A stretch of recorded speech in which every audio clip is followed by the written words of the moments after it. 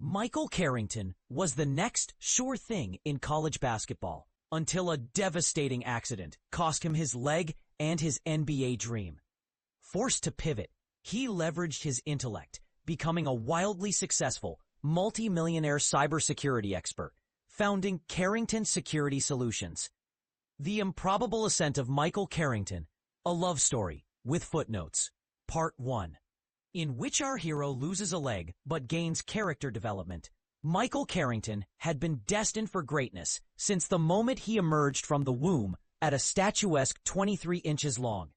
His mother took one look at those gangly infant legs and declared, "This one's going to the NBA." Because nothing says rational parenting quite like projecting professional athletic careers onto a newborn who can't even control his own neck muscles.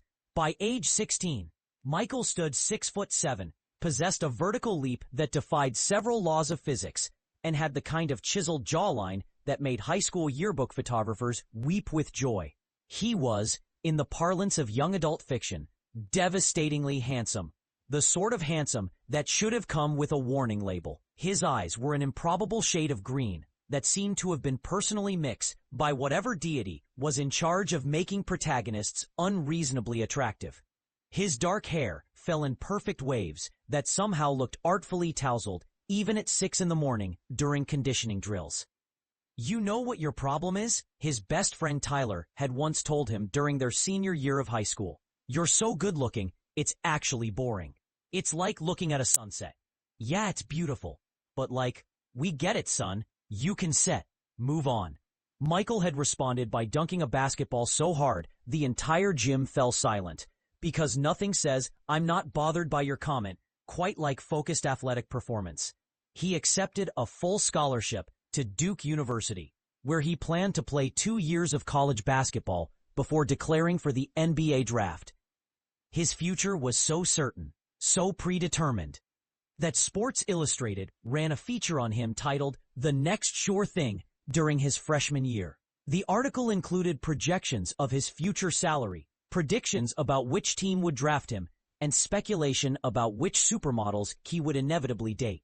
This was, in retrospect, perhaps tempting fate a bit too intensely.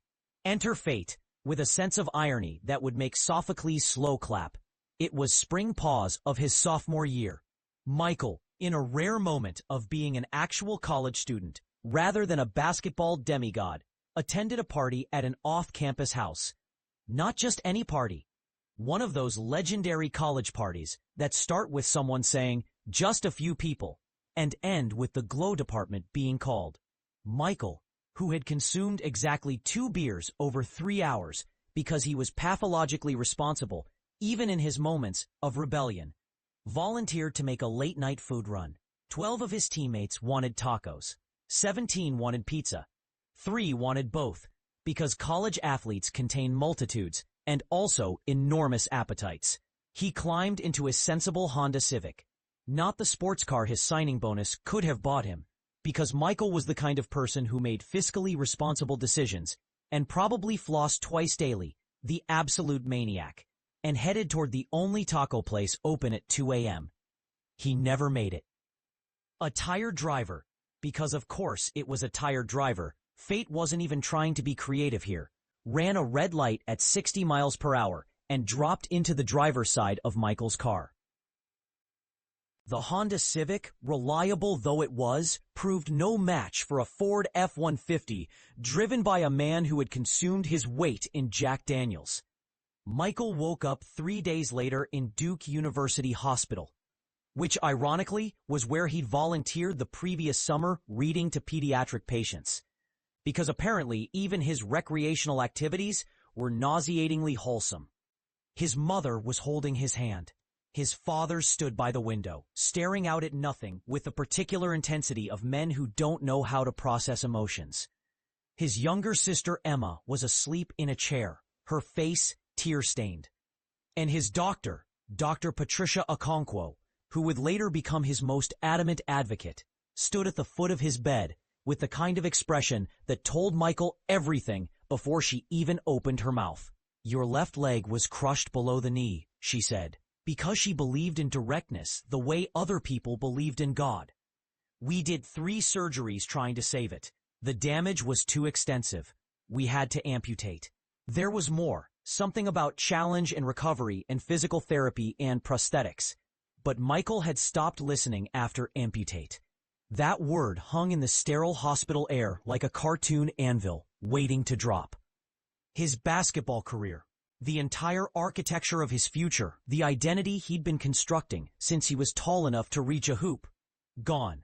Amputated, one might say.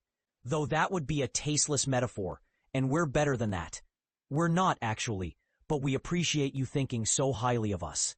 The good news, Dr. Okonkwo continued, apparently operating under a very generous definition of good, is that you're young, healthy, and wealthy enough to afford an excellent prosthetic. With physical therapy, you'll walk again. You'll probably even run. You'll live a full, normal life. Normal. The word every exceptional person longs to hear about their future. Michael's mother squeezed his hand. His father continued his impression of a statue. Emma woke up, saw that Michael was awake, and burst into fresh emotion. And Michael Carrington, the next sure thing, the future NBA star, the boy who'd been told since childhood that he was destined for greatness? He said, "Can I have some water?" Because sometimes, when your entire life implodes, the only thing you can control is your immediate thirst. Part 2, in which our hero becomes intensely competent at something else. The thing about losing your dreams at 19, and your leg, but really, the dreams were the harder loss, if we're being honest, is that you have 2 options. You can become a cautionary tale, or you can become insufferably accomplished at something else entirely. Michael, because he was constitutionally incapable of doing anything halfway, chose option 2. Physical therapy was harsh. The phantom pains were worse. The sensation of an itching foot that was no longer there. The phantom cramps in a calf muscle that had been incinerated as medical waste. His physical therapist, a woman named Rosa, who had the motivational speaking style of a Marine drill sergeant crossed with a disappointed grandmother, pushed him relentlessly. "Stop feeling sorry for yourself," she told him during their second session, when Michael was red-faced and sweating, trying to take steps between parallel bars with his new prosthetic.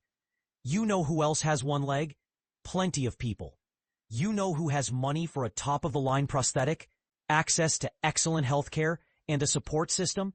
Not most of them. You're not tragic. You're just unlucky. There's a difference." It was possibly the least sympathetic pep talk in the history of rehabilitation, and it worked. Within 3 months, Michael was walking without assistance. Within 6 months, he was running. Not NBA-level running, but running nonetheless. He'd never play professional basketball, but he can focus around at a gym, play pickup games, live a life that included athletic activity. It should have been enough. It wasn't, but it should have been. The harder adjustment was psychological. Michael returned to Duke for his junior year, but he couldn't return to the basketball team. Watching his former teammates practice was like attending his own funeral on a daily basis. He quit going to games. He quit going to practices. He quit going to the gym, where he'd spent countless hours, because seeing it just reminded him of everything he'd lost. "Dude, you need a hobby," Tyler told him one evening in their shared apartment. Tyler had gone from being Michael's backup to being Duke's starting capturing guard, and handled the awkwardness of this transition by pretending everything was completely normal and they should definitely still be best friends, and wasn't everything just great. "I had a hobby," Michael said. "It was basketball. Remember basketball? That sport I was going to play professionally?" "Okay, first of all, ouch," Tyler said. "Second of all, being bitter is not a personality trait. Third of all, you're Michael Carrington. You're not allowed to be a tragic backstory. You're supposed to overcome this and become like a motivational speaker or something." "I'd rather die." "Then become something else. You're a junior in college, and you've literally never had to think about what you want to be when you grow up. So think about it now. What do you like? What are you good at?" Michael considered this. He'd spent so much of his life focused on basketball that he'd never developed other interests. He liked what? What did Michael Carrington actually enjoy? I like computers, he said finally. I mean, I'm good with them. I don't my own PC freshman year. There you go, Tyler said. Do that. Be a computer guy. Be a computer guy. Wow, thank you for that incredibly specific career guidance. But Tyler, despite his eloquent skills that roughly matched those of a golden retriever, had a point. Michael declared a major in computer science because he was Michael Carrington and therefore pathologically incapable of mediocrity. He didn't just declare the major, he consumed it. He stayed up until 3 a.m. learning programming languages. He took graduate-level courses as a junior. He joined every computing club on campus. His professors noticed. Dr. Jennifer Huang, who taught advanced cryptography, pulled him aside after class one day. "You're wasting your time here," she told him. "I'm sorry? Not in my class. At Duke. You're learning this faster than I can teach it. You should be working, not studying. I have a friend at a cybersecurity firm in D.C. They're looking for someone with your skill set. I'd like to recommend you." Michael, who had planned to finish his degree because quitting things wasn't in his DNA, surprised himself by saying, "Okay." At 21 years old, Michael Carrington dropped out of college, something that should have devastated his parents, but instead seemed to relieve them, because at least he was moving forward with something, and moved to Washington, D.C. to work for Sentinel Systems, a cybersecurity firm that contracted with various three-letter government agencies. His job was to find weaknesses in security systems. His gift, it turned out, was that he thought like a criminal, but executed like a perfectionist. He could identify vulnerabilities that other security experts missed because he approached every system as if he were trying to undo it. Within a year, he'd been promoted twice. Within 2 years, he was leading his own team. Within 3 years, he'd caught the attention of the FBI after preventing a major ransomware tackle on the U.S. financial system by identifying the vulnerability before the hackers could exploit it. By the time Michael turned 25, he'd made his first $1 million, been featured in Wired magazine, and spoken at 3 international security conferences. He was, in the oddly specific parlance of tech industry journalism, a legend. He'd also become, if we're being honest, kind of an arrogant jerk. Success, it turns out, is not always a great personality development tool. Part 3, in which a lawyer enters and our hero meets his match. Michael met Sarah Chen because he was being sued. To be more specific, Sentinel Systems was being sued for breach of contract by a client who claimed that the security system Michael's team had designed had failed, resulting in a data breach that cost them millions. The claim was bullshit. Michael knew it was bullshit. The client knew it was bullshit. The client's lawyers probably also knew it was bullshit. But lawyers, as a species, are professionally obligated to argue bullshit with straight faces. Sentinel Systems hired the law firm of Morrison, Chen and Associates to defend them. Senior partner Thomas Morrison would be lead counsel. His associate, Sarah Chen, his daughter, nepotism being alive and well in every industry, would assist. The first meeting took place in Sentinel's conference room.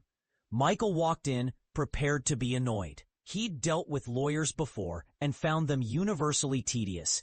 People who used 17 words when 3 would do, who confused verbosity with intelligence. Then he saw Sarah Chen, and his prepared annoyance evaporated, replaced by a different emotion he couldn't immediately identify because he was emotionally intelligent in the way that most tech bros are emotionally intelligent, which is to say, not very. Sarah Chen was beautiful, but not in the conventional way that would make this observation feel hackneyed. She was tall, nearly 6 feet in heels, with long black hair pulled into a no-nonsense ponytail.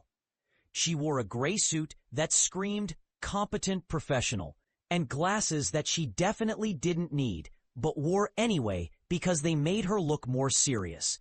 She carried herself with the kind of confidence that suggested she'd never doubted herself in her life, which was statistically improbable but emotionally persuasive.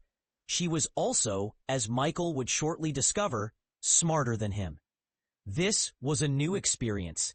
"Mr. Carrington," she said, extending her hand. Her handshake was firm enough to make a point. "I'm Sarah Chen. I'll be working on your case." "Michael," he said, "and it's not my case. It's Sentinel's case. I just designed the system they're claiming failed." "Which didn't fail," Sarah said, settling into a chair and opening her laptop in one fluid motion. "Correct. Because you don't make mistakes." There was something in her tone, not quite sarcasm, but sarcasm's more professional cousin. "I make mistakes," Michael said. "I didn't make one here." "Walk me through it," Sarah said. "Assume I'm intelligent but ignorant. Explain the system, explain what they're claiming happened, and explain why they're wrong." For the next hour, Michael did exactly that. He explained the security architecture he'd designed, the multiple redundant systems, the authentication protocols. He explained that the breach hadn't come from a system failure, but from human error, specifically from the client's CEO clicking on a phishing email and entering his credentials, effectively handing the hackers the keys to the kingdom. Sarah took notes, asked pointed questions, and occasionally made observations that demonstrated she understood the technology better than most of his team members. "You've worked in tech," Michael said finally. "Before law school," Sarah confirmed. "Software engineer for 6 years. Got tired of it. Went to Yale Law. Joined my father's firm.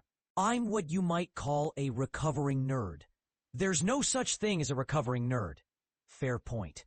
She smiled, and Michael felt something shift in his chest. "So we have a straightforward case.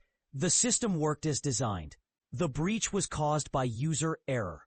We have documentation proving the client was warned about phishing moves toward. We have training records showing their staff received cybersecurity education. This should never go to trial." "Then why are they suing?" "Because their board is focused, their stock price dropped, and suing someone is easier than admitting their CEO is an idiot who clicked on an email from definitely not a hacker at totallylegit.com. Sarah closed her laptop. "We'll file our response, provide discovery, and they'll drop the suit. This is theater, not law." She was right. Of course, the case was dropped 6 weeks later, with the client settling for a face-saving non-disclosure agreement that let them pretend they'd won something. Michael should have forgotten about Sarah Chen after that. He didn't. He found reasons to call her with questions about the case. He asked her to lunch to discuss strategy even after the suit was dropped. He was, in the assessment of his assistant Janice, embarrassingly obvious. Just ask her out. Janice told him after he'd crafted his 4th email that week to Sarah. "It's not like that." "It's exactly like that. You're 26 years old and you've never had a serious girlfriend because you've been too busy becoming a cybersecurity legend." Her words, by the way. I heard her call you that on the phone. You like her. She probably likes you based on the fact that she keeps agreeing to these meetings that are definitely not dates. Ask her out. What if she says no? Then you'll experience rejection like a normal human being, instead of someone who's been told he's special his entire life. Character building. Michael, who had been told he was special his entire life, found this prospect terrifying. He sent the email anyway. Dinner? Actual dinner, not a business meeting where we pretend to talk about cybersecurity and actually just talk about everything else? Sarah's response came 3 minutes later. "Finally. I thought you'd never ask. Friday at 7? Their first date was at a Thai restaurant in Georgetown. Michael arrived 15 minutes early because nervousness is a hell of a substance. Sarah arrived exactly on time because she was psychologically healthy and well-adjusted in ways that Michael could only aspire to. "Full disclosure," Sarah said after they'd ordered. "I know who you are. I knew before we met. I read that Sports Illustrated article about you." Michael felt his stomach drop. "Oh, the next sure thing. I read about the accident. I'm sorry that happened to you." Here it was, the moment when she would look at him with pity, when he would become a tragedy instead of a person. "But that's not why I'm here," Sarah continued. I'm here because you've spent 3 months sending me increasingly elaborate emails pretending you have questions about a case that's been closed for 2 months. I'm here because you're brilliant and kind of arrogant about it, which I find oddly attractive. I'm here because you laugh at my jokes and actually listen when I talk, and apparently once read to sick kids in hospitals, which my investigative research, fine, Google, revealed. I'm not here because I feel sorry for you. You Googled me. Of course I Googled you. I Google everyone. I'm a lawyer. Research is foreplay. Michael laughed, actually laughed for what felt like the first time in years. That's possibly the most disturbing thing anyone's ever said to me. Just wait, Sarah said. I'm full of disturbing things. She was also, as it turned out, full of intelligence, humor, ambition, and a tendency to call Michael out on his bullshit, which he desperately needed. They dated for 3 months before making it official. They were official for 6 months before moving in together. They lived together for a year before Michael proposed, and even then, it wasn't some grand warm gesture, but rather a quiet evening in their apartment where he simply said, "We should get married." Is that a proposal or a strategic recommendation? Sarah asked. Both? Then yes, to both. They married in a small ceremony at a vineyard in Napa Valley. Tyler was Michael's best man and spent his entire speech making jokes about how Michael had traded basketball for cybersecurity and somehow still ended up with a trophy, which would have been offensive if Sarah hadn't laughed harder than anyone. Michael Carrington, the boy who'd lost his leg and his dream at 19, had somehow stumbled into a different life entirely, one that included success, purpose, and a wife who was smarter than him. Things were, improbably, good. Part 4, in which our hero makes stupid money. The thing about being a cybersecurity legend, and Michael had grown comfortable with this title, having heard it enough times that it no longer felt like hyperbole, is that eventually you want to be a cybersecurity legend who owns his own company. Michael left Sentinel Systems when he was 28 to found Carrington Security Solutions. The name was unimaginative, but the company wasn't.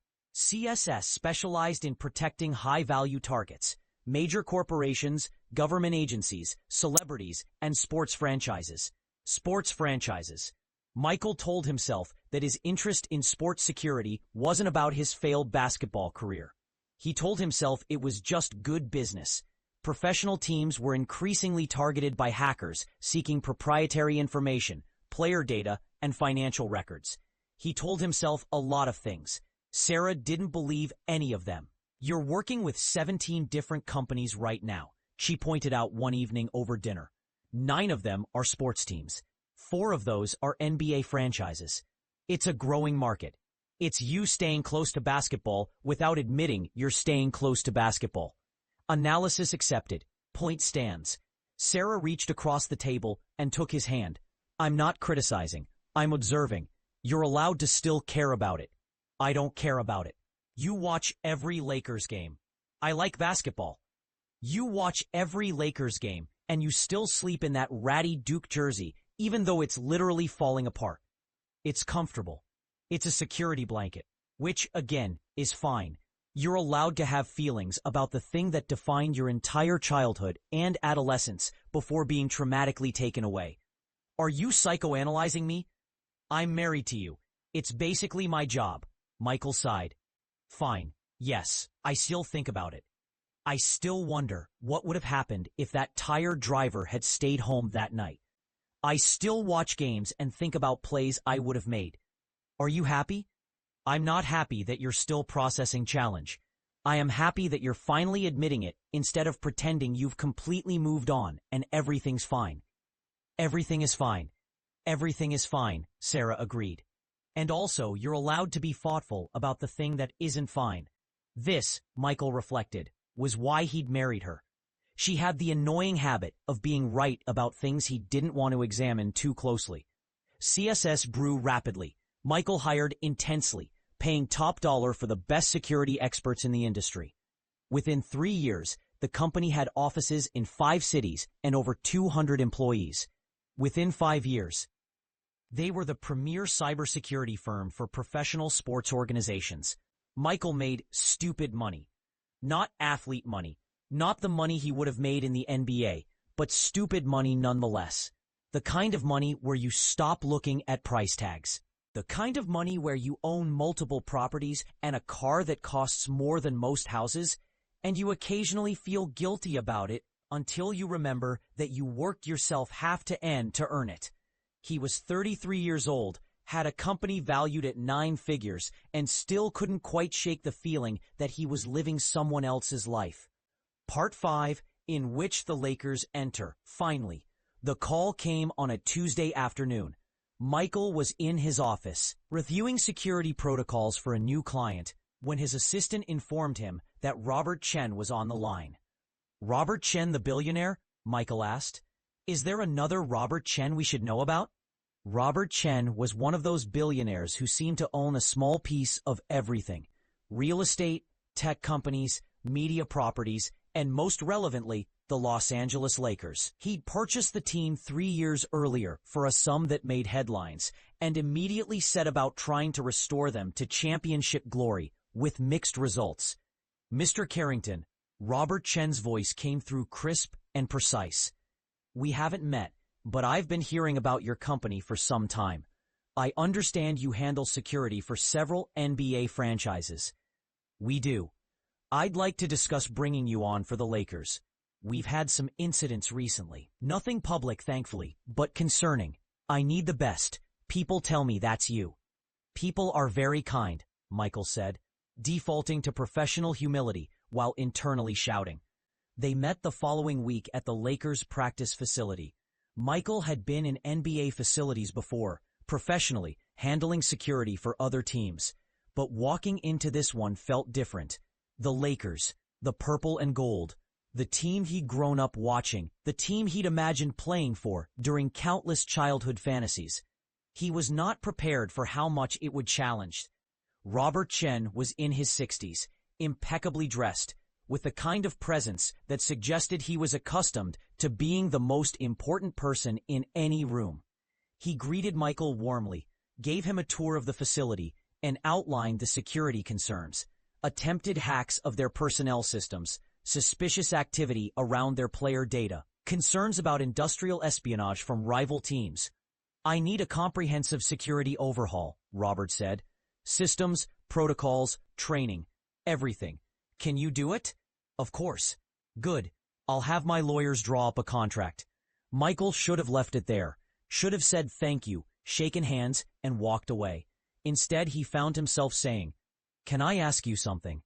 Please. Why are the Lakers so bad at closing fourth quarters? Robert Chen laughed. A genuine, surprised laugh. You follow the team? I follow basketball. Then you know we have a talent problem, a coaching problem, and possibly a curse problem. I've owned this team for 3 years, and we haven't made it past the second round of the playoffs. It's becoming embarrassing. He paused. You played, didn't you? I read about you. Duke. The accident. I'm sorry. Long time ago, Michael said, which was both true and completely false. Still, I imagine you have thoughts about basketball, about how teams work. I have thoughts about a lot of things. Most people don't want to hear them. I do, Robert said. I'm 72 years old, and I bought this team because I love basketball, but I'm discovering that loving something and understanding how to make it successful are different skills. You understand systems. You understand how to identify weaknesses and fix them. That's what I need, not just for security, but for everything. Michael should have deflected, should have stayed in his lane. Instead, he spent the next hour talking to Robert Chen about basketball, about player rotations and defensive schemes and offensive strategies, about team chemistry and coaching philosophies and front office structure. Robert Chen listened, asked questions, and finally said, How would you like a second job? Excuse me? Special consultant to the owner. Security is your primary role, but I want access to your analytical mind. I want to know what you see when you watch this team. I'll pay you handsomely for the privilege of your opinions. It was absurd. Michael had never worked in basketball operations. He had no formal training in sports management. He was a cybersecurity expert, not a basketball analyst. "When do I start?" he heard himself say. Sarah's response, when he told her that evening, was predictably amused. "So you're going to work for the Lakers?" "I'm providing security services for the Lakers." "And consulting on basketball operations despite having no relevant experience?" "I'm an analyst. I analyze things. Basketball is just another system." "Basketball is not just another system, and you know it. Basketball is the thing you've been mourning for 14 years. "I haven't been mourning." "Michael, fine, maybe I've been mourning a little. But this is something. I don't know what, but it's something." Sarah kissed him. "I know what it is. It's you getting a second chance at the thing you love. Different than you planned, but still. Take it. See what happens." Part 6, in which our hero becomes insufferable, more than usual. What happened was that Michael became obsessed. He watched every Lakers game, not just casually, but analytically, breaking down possessions, tracking defensive rotations, identifying patterns. He watched film. He attended practices. He sat in on coaching meetings and front office discussions. He had opinions, so many opinions. The pick-and-roll defense is inconsistent. He told Robert Chen after one particularly painful loss, "We're switching some possessions and going over screens on others. There's no systematic approach. Players don't know what to expect, so they hesitate. Hesitation on defense is end." "Coach Davis has his philosophy," Rodert said carefully. "Coach Davis's philosophy is losing us games." This was true, but impolitic. Coach Rick Davis had been with the Lakers for 6 years and had exactly one playoff series victory to show for it. He was, in the assessment of most basketball analysts, a player's coach, which seemed to be code for, everyone likes him, but they're not very good. Michael compiled reports. He created presentations with statistics and video breakdowns. He made recommendations about player rotations, about which free agents to target, about draft strategy. Most of his recommendations were ignored, which was frustrating but understandable. He was the security guy who happened to have opinions, not the general manager. But Robert Chen listened, and slowly some of Michael's suggestions made their way into actual decisions. The Lakers fired Coach Davis after another disappointing playoff exit.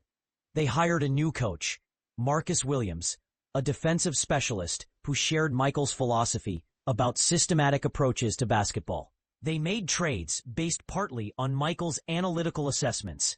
They drafted players that Michael had identified as undervalued. And slowly, painfully, the Lakers got better. Michael, meanwhile, was insufferable. "You've become a basketball know-it-all," Tyler told him during one of their periodic phone calls. Tyler was now playing for the Celtics, in the twilight of a respectable, if unspectacular, career. It's like talking to Skip Bayless, if Skip Bayless had actual credentials. "I'm just applying analytical thinking to basketball. You're being a huge nerd about basketball, and people are listening to you because you're rich and successful. It's honestly offensive to those of us who actually played professionally. You're just frustrated because the Celtics are terrible. The Celtics are rebuilding. Also, that's not the point." But it kind of was the point.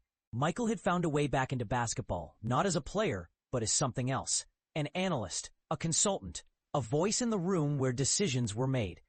It wasn't playing in the NBA. It would never be playing in the NBA. But it was something.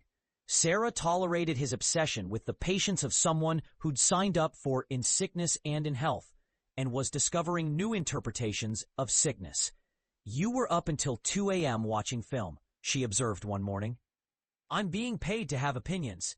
"You're being paid to handle security. The opinions are technically a bonus feature. Robert values my input." Robert is 73 and has decided you're his basketball whisperer. It's adorable. It's also consuming your entire life. It's not consuming my entire life. You watched game film on our anniversary dinner. I had my phone face down. You were literally drawing plays on a napkin. This was, regrettably, accurate. "I'm sorry," Michael said. "I'll be better about boundaries. I don't want you to have boundaries. I want you to acknowledge that you're living out a second chance fantasy, and maybe examine what that means for you psychologically. Are we doing therapy again? We're doing conversation. Therapy costs more and includes a third person. Michael sighed. You're right, I'm obsessed. I spent 14 years telling myself I was over basketball, that I'd moved on, that my life was about other things, and now I'm back in it. Different than I planned, but back in it. And I don't know what to do with these feelings. You could try feeling them instead of intellectualizing them. Feeling them sounds uncomfortable. Most worthwhile things are. Part 7, in which everything changes, again. The Lakers made the playoffs, Michael's second year as a consultant. They lost in the first round, but competitively, which counted as progress. They made the playoffs again the following year and advanced to the second round before being eliminated. Progress, but not enough. Robert Chen was getting older. He'd turned 75 and was starting to talk about legacy, about what would happen to the team after he was gone. I have children, he told Michael one afternoon in his office overlooking the practice court. 3 of them. None interested in basketball. My son wants to do venture capital. My daughters want to run the family foundation and write novels, respectively. Good for them. Bad for the Lakers' succession planning. You can sell the team. I could. I won't. I love this team too much to sell it to some billionaire who'll treat it like a toy or an investment vehicle. I want someone who understands basketball. Someone analytical and systematic. Someone who cares about winning the right way. Michael felt something shift in the conversation, but couldn't quite identify what. I'm sure you'll find someone, he said. I already have. Oh. Robert, hear me out. You've been consulting with us for 3 years. Your recommendations have been correct more often than not. The players respect you. Coach Williams values your input. You understand this organization better than anyone except me, and I'll be inactive eventually, so. That's very optimistic of you. I'm 75. Optimism would be stupid. Robert leaned forward. I want to sell you the Lakers, Michael. Not now. I'm not inactive yet, contrary to my previous statement. But eventually, I want to structure a deal where you buy the team over time. I'll stay on as a consultant. You'll run things. When I die or become incompetent, whichever comes first, the team is yours. Michael's brain, which had made a fortune identifying security vulnerabilities and could track complex systems with ease, simply stopped working. I can't afford to buy an NBA franchise. Not outright, but we can structure a deal. Payments over time. I'll give you favorable terms because I care more about the right owner than maximizing my return. Your company is worth, what, $500 million now? Roughly. And you personally are worth? About $200 million. It felt obscene to say it out loud. You have assets. You have income. You have the ability to secure financing. It's not impossible. It's just complicated. Why me? Because you care about this team the way I care about this team. Because you understand that sports franchises are more than investments. They're public trusts. Because you'll make decisions based on building something lasting, not just maximizing profit. And because, Robert paused, because you should have been in the NBA. That was taken from you. This is different, but it's still basketball. It's still a way to be part of the thing you love. Michael felt something in his chest, moment of doubt open, something he'd been keeping locked away for 14 years. I need to talk to my wife, he managed to say. Of course, take all the time you need. We'll structure this properly, get lawyers involved, do this right. I'm not going anywhere soon.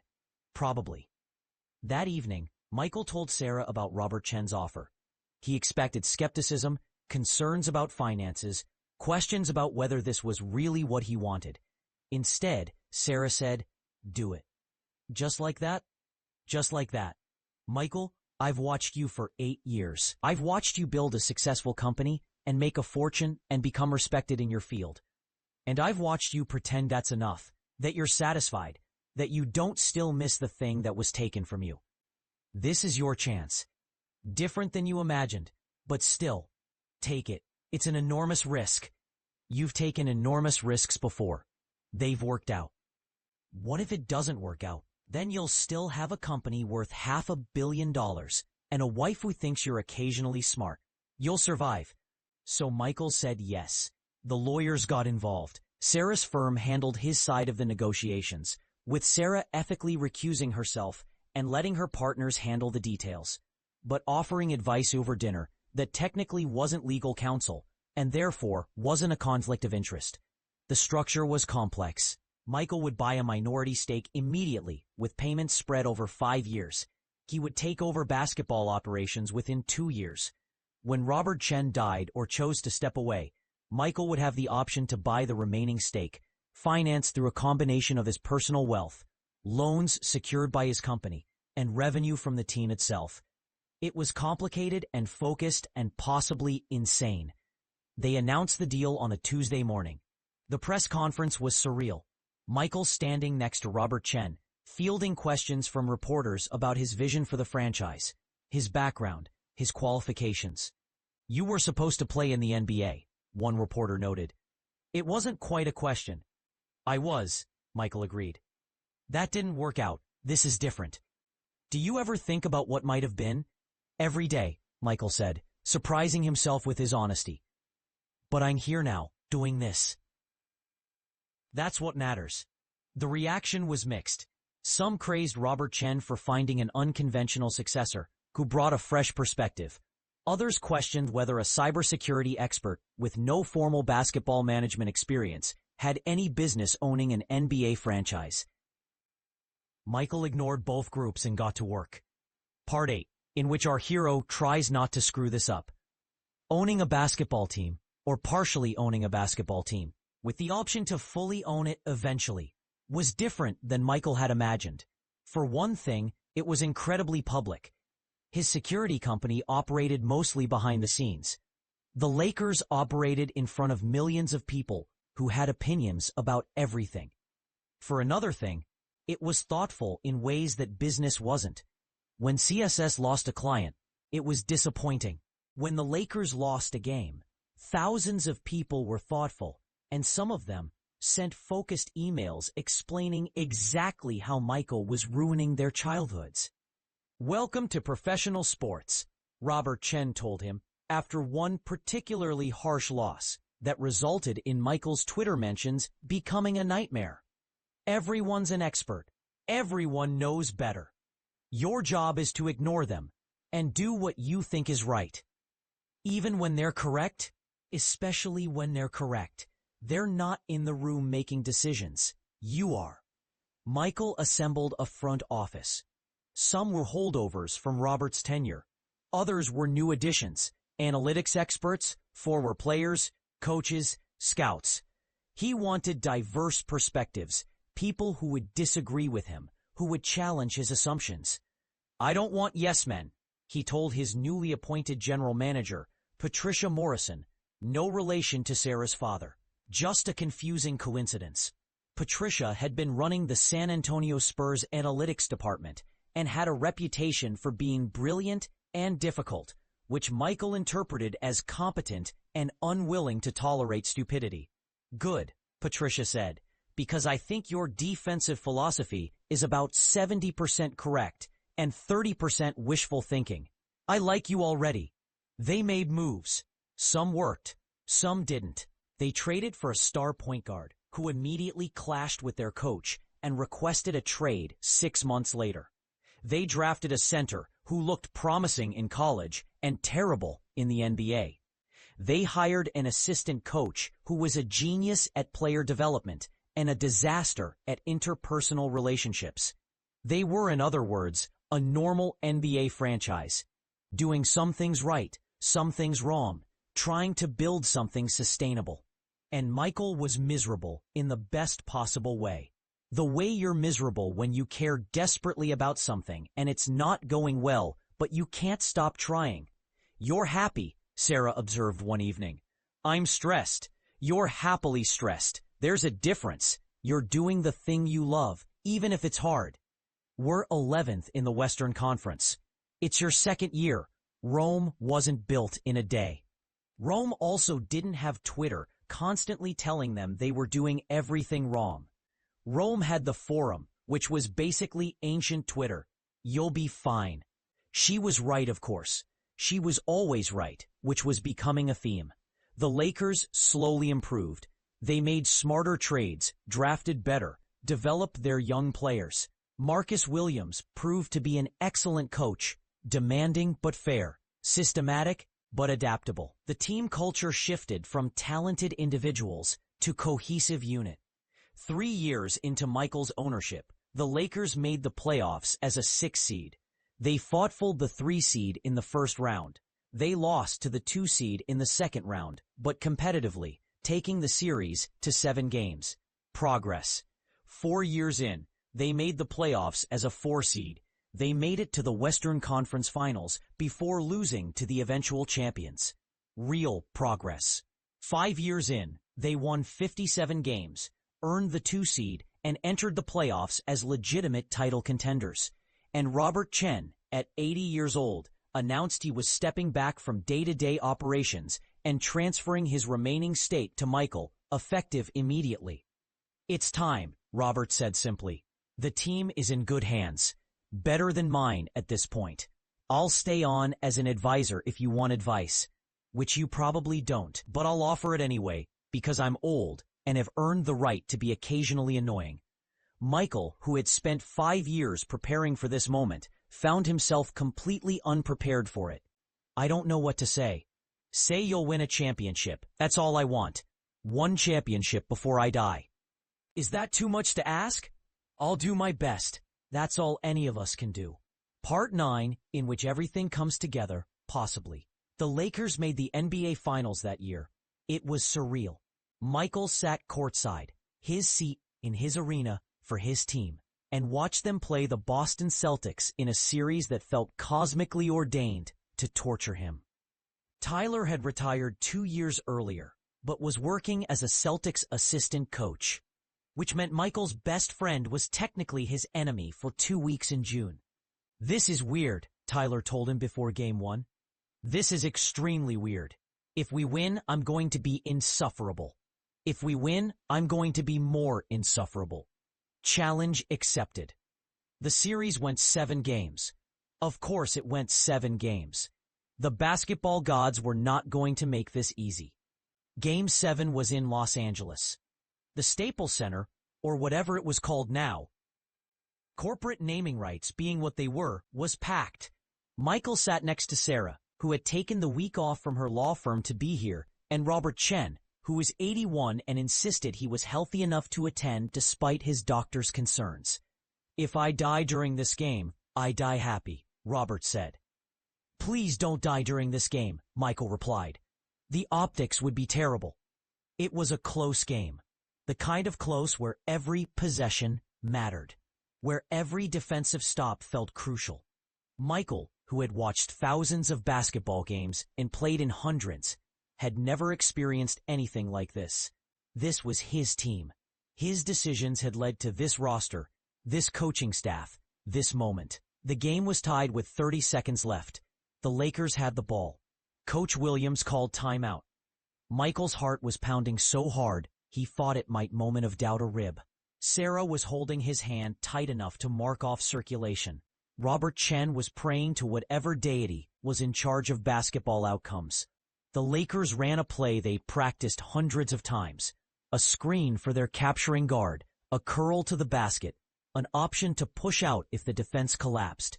Their capturing guard came off the screen, took the pass, rose up for a three-pointer as time expired. The ball hung in the air for what felt like 17 hours. It went in. The arena exploded. Players piled on top of each other on the court. Confetti fell from the rafters. Sarah was thoughtful and laughing simultaneously. Robert Chen stood up and raised his arms in triumph, and Michael was suddenly hugging him, this man who had given him a second chance at basketball, who had believed in him when he had no business believing. "We did it," Robert said. "You did it," Michael replied. "We did it," Robert insisted. They did it. Part 10, in which our hero reflects on improbable journeys. The championship parade was on Friday. Michael rode on a float with the team, waving to hundreds of thousands of people who lined the streets of Los Angeles. It was surreal and overwhelming and nothing like what he'd imagined. He'd imagined winning a championship as a player, carrying the trophy, having it presented to him, being the hero. This was different. He'd won as an owner, as an executive, as someone who made decisions from a distance. It should have felt less satisfying. It didn't. That evening, after the parade and the celebrations and the endless interviews, Michael and Sarah sat on their balcony overlooking the city. "How are you feeling?" Sarah asked. "Honestly, I don't know. Happy, relieved, vindicated, thoughtful?" For 19-year-old me, the kid who thought his life was over when he lost his leg, I wish I could tell him it works out. Differently than planned, but it works out. You can tell him, he's you. Older me, different me. Still you. Sarah took his hand. "You know what I think? I think you got exactly the life you were supposed to have.